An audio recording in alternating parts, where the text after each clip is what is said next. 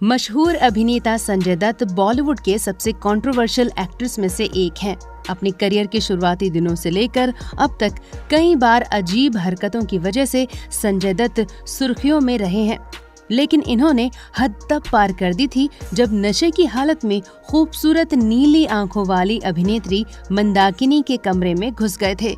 ये बात आप सभी जानते हैं कि अभिनेता हमेशा ही अपनी फिल्मों में नजर आई अभिनेत्रियों को अपने जाल में फंसाने की कोशिश किया करते थे और अभिनेत्रियां आसानी से इनके चंगुल में फंस जाती थीं।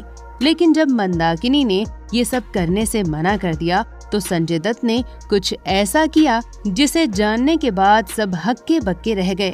तो दोस्तों, अगर आप इस बारे में जानना चाहते हैं तो बने रहें वीडियो के लास्ट तक।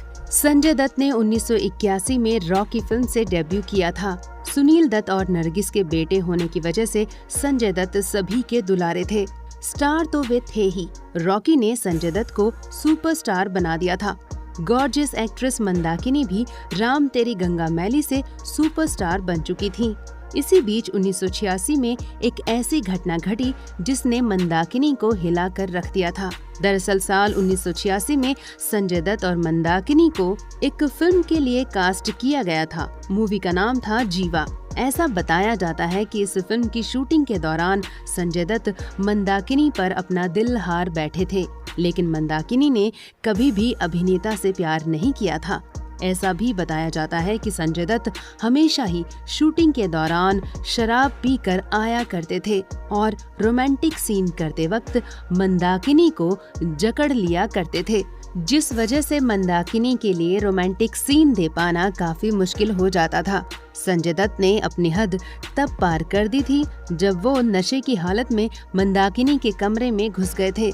संजय दत्त को ऐसी हालत में देखकर अभिनेत्री घबरा गई और चिल्लाने लगी। इससे पहले कि कोई उनकी चीख सुनकर कमरे में आता, उससे पहले ही संजय दत्त ने अपना होश संभाला और वहां से चले गए। लेकिन मंदाकिनी ने इन्हें यूं ही नहीं छोड़ा और इस मामले को मीडिया में लेकर चली गईं। यहाँ तक कि फिल्म की शूटिंग तक रुकवा दी थी।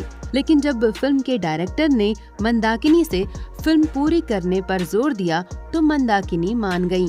संजय दत्त पहले ही इंटरव्यू में इस बात को मान चुके थे कि उनकी कई गर्लफ्रेंड रह चुकी हैं और उनकी बायोपिक में भी इस तरह की कई बातें हैं, जिससे ये साबित होता है कि वो कितने आशिक मिजाज थे।